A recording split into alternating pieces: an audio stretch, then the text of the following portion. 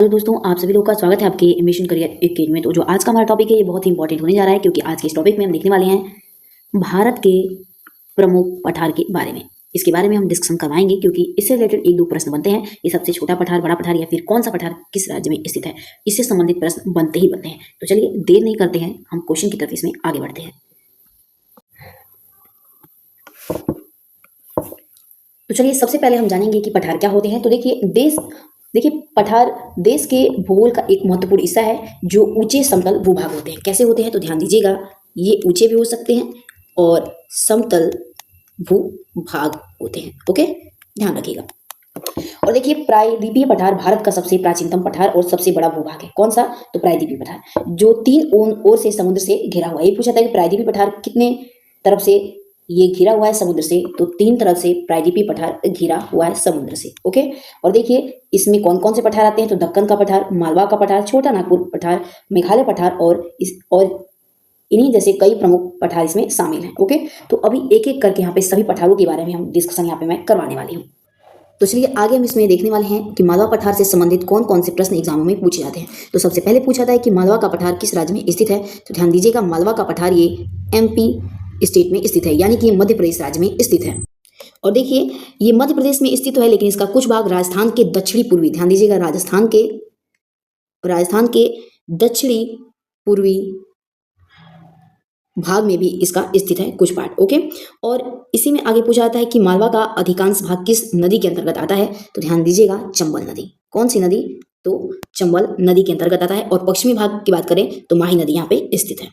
और देखिए इसका प्राचीन काल में मालवा नाम था, या फिर ये मालव के नाम से ये जाना जाता था, मालवा का पठार। ओके, देखिए इसमें हम आगे बात करने वाले हैं कि यहाँ की जो मिट्टी है वो कैसी है, यानी कि मालवा पठार की मिट्टी कैसी है। तो ध्यान रखिएगा, यहाँ की जो मिट्टी है कैसी है, तो यहाँ की मिट्टी काली और उपजाऊ है। याद रखिएगा, काली और प्लस उपजाऊ भी यहाँ की मिट्टी पाई जाती है मालवा के पठार पे। ओके, और कृषि क्षेत्रों में क्या क्या होता है ये भी पूछा जा सकता है। तो देखिए, यानी कि कृषि के क्षेत्र में यहाँ पे अधिक मात्रा में, ध्यान रखिएगा, गेहूं होता है, गेहूं, चना, तिलहन यानी कि दालें, और कपास और सोयाबीन भी होता है। ओके, और देखिए यहाँ की वनस्पति कैसी है, तो ध्यान रखिएगा, यहाँ के सागौन के जल पाए जाते हैं, यानी कि सागौन या फिर कह सकते हैं सागौन के यहाँ पे वनस्पति पाए जाते हैं। खनिज की बात कर लें तो खनिज में इसमें चूना पत्थर, डोलोमाइट जैसे खनिज भी पाए जाते हैं। ओके,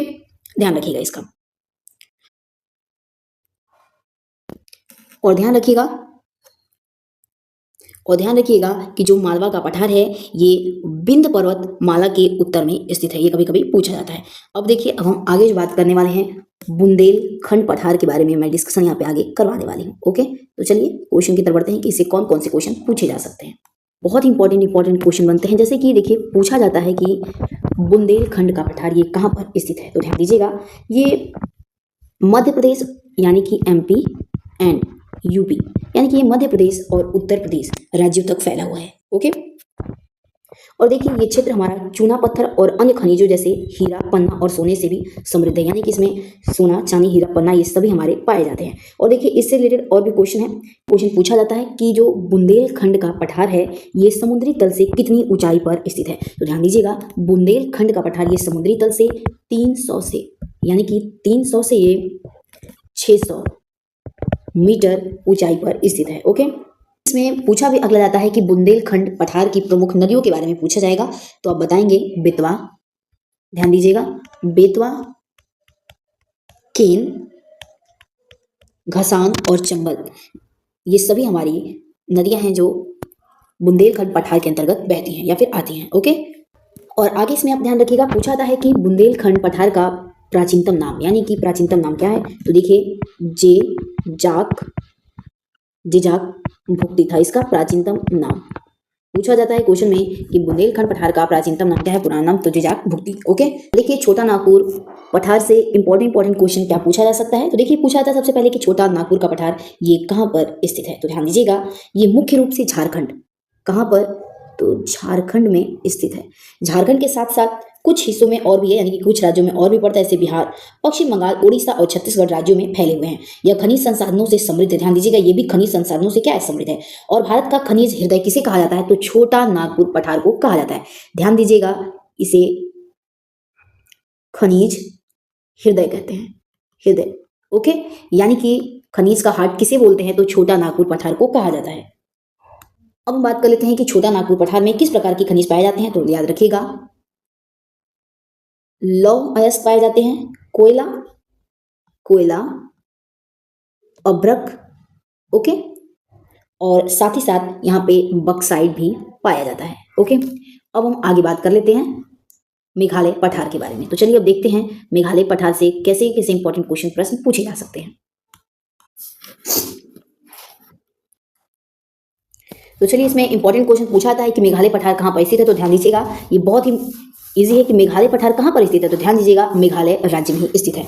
पूछा था है कि मेघालय पठार 3 पहाड़ियों श्रृंखलाओं में बटा हुआ है, और ये कौन कौन सी पहाड़ियां हैं, तो याद रखिएगा, गारो, खासी और जंतिया, यानी कि गारो, जिसे गारो, खासी कैसे और जैसे जंतिया, इन सभी श्रृंखलाओं में ये बटा हुआ है। ओके, बात कर लेते हैं गारो पहाड़ी की। तो ये पठार पश्चिमी भाग में स्थित है मेघालय के। खासी की बात करें तो ये मध्य भाग में स्थित है, जहां पठार की सबसे ऊंची चोटियां मौजूद है। जंतिया की बात करें तो ये पूर्वी भाग में हमारा स्थित है।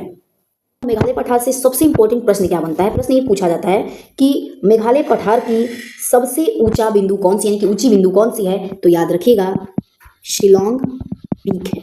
क्या नाम है सबसे ऊंची बिंदु का मेघालय पठार की, तो शिलोंग पीक है। और ये कहाँ पड़ती है, तो बताए हैं कि मेघालय पठार में स्थित है, जो कि ये खासी पहाड़ियों में स्थित है। गारो, खासी, जंतिया बताएं तो ये खासी पहाड़ी में, ध्यान रखिएगा, स्थित है। और पठार का सबसे ये ऊंचा बिंदु है कौन, तो शिलोंग पीक। और इस पठार की ऊंचाई कितनी है, तो 150 मीटर है। 150 मीटर से लेकर के 1961 मीटर तक ये इसकी ऊंचाई है। ओके, और ध्यान रखिएगा कि सर्वाधिक वर्षा वाला क्षेत्र यही है हमारा, कि खासी पहाड़ियों के दक्षिण ढलानों पर स्थित चेरापूंजी और मासिन राम में सबसे अधिक, दुनिया में सबसे अधिक यहीं पे वर्षा होती है, ये भी आप ध्यान रखिएगा। ओके, और देखिए इसमें किस प्रकार की चट्टानें पाई जाती है मेघालय पठार में, तो इसमें आर्कियन, क्वार्टजाइट, शेल और सिस्ट जैसे हमारी ये चट्टानें यहाँ पे मौजूद हैं। अब हम देखिए नेक्स्ट आगे जो बात करने वाले हैं, दंडकारण्य का पहाड़ी क्षेत्र, हम इसके बारे में डिस्कशन आगे करने वाले हैं। तो चलिए देखिए, जो दंडकारण्य पठारी का क्षेत्र है ये कहाँ पर स्थित है, तो ध्यान दीजिए, दंडकारण्य क्षेत्र भारत के मध्य और पूर्वी हिस्सों में स्थित है। और ये किस किस राज्य में स्थित है, तो ध्यान रखिएगा, छत्तीसगढ़, ध्यान रखिएगा कि छत्तीसगढ़, उड़ीसा, तेलंगाना और आंध्र प्रदेश राज्यों में ये स्थित है। देखिए इसमें इंपॉर्टेंट क्वेश्चन पूछा था है कि अबूझमाड़ पहाड़ी कहाँ पर स्थित है, क्या नाम है इसका, अबूझमाड़ पहाड़ी कहाँ पर स्थित है, तो ध्यान दीजिएगा, अबूझमाड़ पहाड़ी हमारी ये दंडकारण्य पठारी क्षेत्र में स्थित है। ओके, अब देखिए नेक्स्ट हम आगे जो देखने वाले हैं, सबसे पहले कि बघेलखंड का पठार कहाँ पर स्थित है, तो ध्यान दीजिएगा, ये मध्य प्रदेश के उत्तर पूर्व भाग और उत्तर प्रदेश के दक्षिण हिस्से में स्थित है, यानी कि यूपी और एमपी दोनों ही राज्यों में हमारा बघेलखंड का पठार स्थित है। और देखिए इसमें इंपॉर्टेंट ये पूछा था कि इसमें किस प्रकार की चट्टानें हैं, तो देखिए इसमें मुख्य रूप से गोंडवान शैल समूह से बना है, जो खनिज संसाधन से भरपूर है। यहाँ की मिट्टी कैसी है, ध्यान रखिएगा, यहाँ की मिट्टी लाल, पीली और साथ ही साथ बलुई मिट्टी यहाँ पे पाई जाती है। खनिज के बारे में बात कर लीजिए, देखिए यहाँ पे मुख्य रूप से कोयला, लौह अयस्क और तांबा, एल्युमिनियम, बक्साइट, चिकनी मिट्टी और क्वार्टर जैसे खनिज से समृद्ध हमारा ये क्षेत्र है। ओके, हम आगे बात करने वाले हैं तेलंगाना का पठार, यानी कि तेलंगाना के पठार से कैसे कैसे प्रश्न पूछे जा सकते हैं। तो सबसे पहले पूछा था है कि तेलंगाना का पठार कहाँ पर स्थित है, तो ध्यान रखिएगा, ये तेलंगाना राज्य में ही स्थित है। कहाँ पर स्थित है, तो तेलंगाना का पठार तेलंगाना राज्य में हमारा स्थित है। इसमें और भी क्वेश्चन पूछा था है कि यहाँ के चट्टानों का प्रकार क्या है, तो आर्कियन है, ग्रेनाइट है, नीज, सिस्ट, ये सभी शामिल हैं। और भू आकृति कैसी है, तो संप्राय मैदान है या फिर पेनी प्लेन भी इसे कहा जाता है, यानी कि ये एक तरह का जो अपर्दन और अपक्षय की प्रक्रियाओं का कारण बनते हैं। और देखिए इसमें खनिज कैसे पाए जाते हैं, तो देखिए इसमें कोयला, ध्यान रखिएगा, कोयला और लौह अयस्क के साथ साथ और क्या पाए जाते हैं, तो ग्रेनाइट यहाँ पे पाया जाता है। कहाँ पर, तो तेलंगाना के पठार में यहाँ पे ग्रेनाइट भी पाया जाता है, ध्यान रखिएगा, यहाँ पे ग्रेनाइट पाया जाता है। ओके, बोलना मतलब। तो चलिए अब हम जो आगे डिस्कशन करने वाले हैं कर्नाटक के पहाड़ के बारे में हम यहाँ पे इंपॉर्टेंट डिस्कशन करने वाले हैं। तो ध्यान दीजिएगा कर्नाटक का पहाड़ कहाँ पर स्थित है, ध्यान रखिएगा ये कर्नाटक राज्य में हमारा स्थित है कर्नाटक का पठार। ओके, और इसमें इंपॉर्टेंट ये भी है कि ये दक्षिणी भाग में स्थित है, दक्कन पठार के दक्षिणी भाग में स्थित है कौन, तो कर्नाटक का पठार। और देखिए इसे मैसूर भी कहा जाता है। अगला पूछा सकता है कि किस पठार को हम मैसूर पठार के नाम से जानते हैं, तो ध्यान रखिएगा कर्नाटक के पठार को हम दूसरे नाम यानी कि मैसूर नाम से इसको जानते हैं। ओके, और देखिए इसकी नदियां देखिए तो पश्चिमी घाट से निकलने वाली नदियां इसे काटती हैं। जितनी भी पश्चिमी घाट से नदियां निकलती हैं वे सभी हमारी ये कर्नाटक पठार को काटती हैं।